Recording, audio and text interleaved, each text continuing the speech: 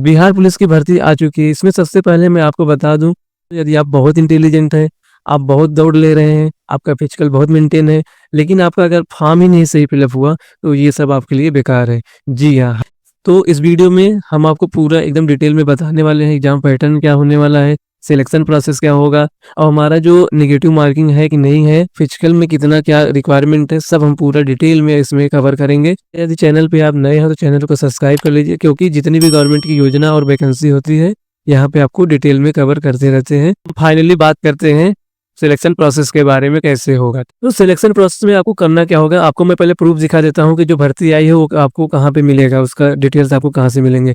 सबसे पहले आपको क्या करना है, गूगल क्रोम पे चले जाइए, CSBC सर्च करेंगे। जैसे ही आप इस पे सर्च करेंगे आपको पहला वेबसाइट देखने को मिल जाएगा। इस पे हम क्लिक करेंगे तो वो देखने को मिल जाएगा। ऑफिशियल वेबसाइट है 11/3/2025 के डेट में, ठीक। यहाँ पे आपको बिहार पुलिस एवं बिहार स्पेशल आर्म्ड फोर्स की बात किया जा रहा है।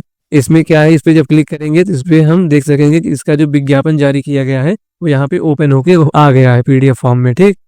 और फॉर्म जैसे भरना स्टार्ट होगा हम वहाँ उसकी वीडियो यहाँ पे ला देंगे, आप उसको भी देख के यहाँ पे फॉलो करके भर पाएंगे। हमारा जो भरने का तारीख चालू है कब से, 18 मार्च से 18 अप्रैल, एक महीने हमारा ये पूरा आवेदन प्रक्रिया चलेगा, जिसमें आप फॉर्म को अप्लाई कर पाएंगे। जो हमारा भर्ती होने वाला है बिहार पुलिस का, इसमें हमारा जो पद है 19,838 पद होने वाला है, ठीक।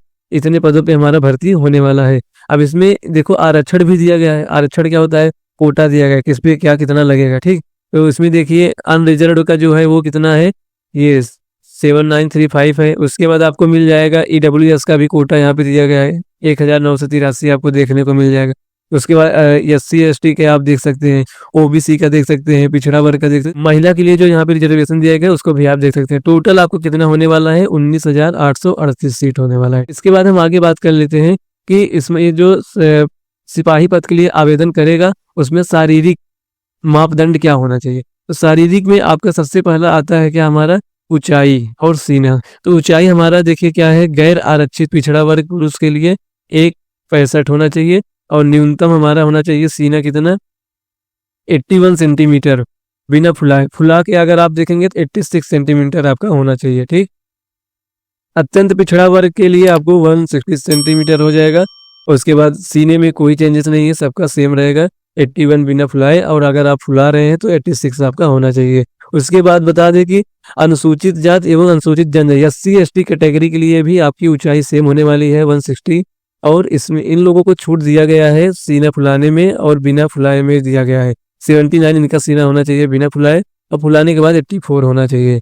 इसमें सभी वर्गों की महिला अभ्यर्थी के लिए जो उनका हाइट है 150 सेंटीमीटर होना चाहिए, और सीना इनके ऊपर लागू नहीं होता लेडीज के लिए। इसके बाद हम बता दें, यहाँ पे ये बता रहे हैं कि जब आप सीना फुलाएंगे तो उसमें आपका क्या होना चाहिए, कम से कम 5 सेंटीमीटर का अंतर होना चाहिए, ठीक। सभी वर्गों में महिला अभ्यर्थी है उनके लिए 48 किलोग्राम उनका होना आवश्यक रहेगा।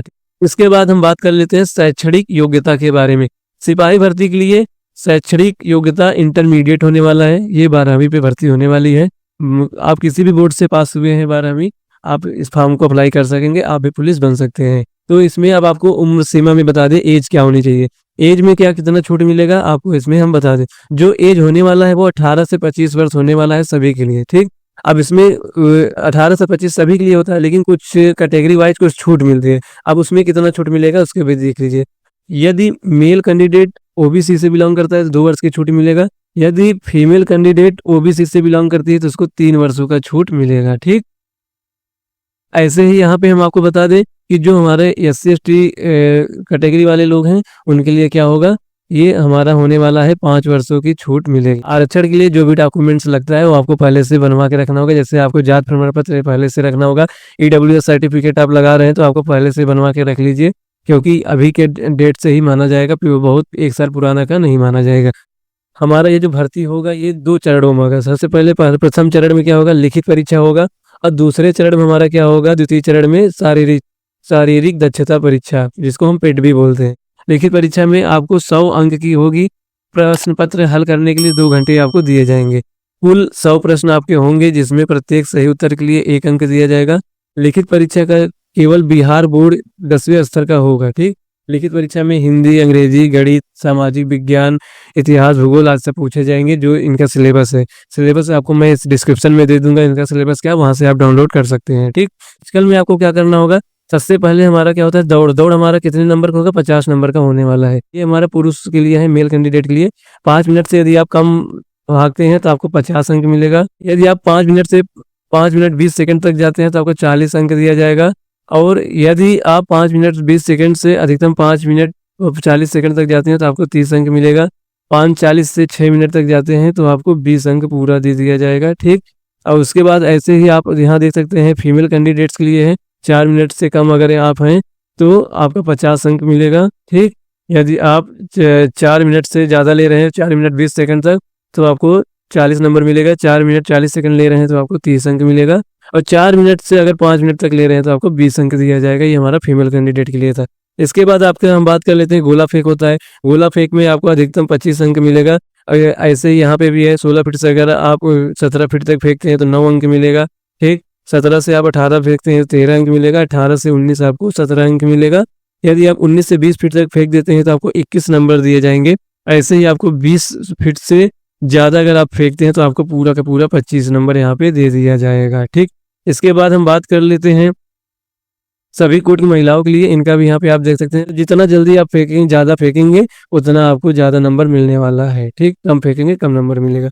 ऊंची कूद की हम बात कर लेते हैं। ये भी कितना नंबर है, 25 नंबर का। ऊंची कूद में कितना होना चाहिए, जितना ज़्यादा आप कूदेंगे उतना नंबर मिलेगा। यदि आप 5 फीट की ऊंचाई कूद लेते हैं तो 25 अंक पूरा मिल जाएगा। यदि आप कम कूदते हैं तो इसके हिसाब से जितना कम कूदेंगे उतना आपको मिलता रहेगा। ये कितने हैं पुरुष के लिए। हम फीमेल कैंडिडेट की बात कर लेते हैं। 3 फीट से अगर आप कम कूदती हैं 13 अंक मिलेगा। 3 फीट तक कूदती हैं तो।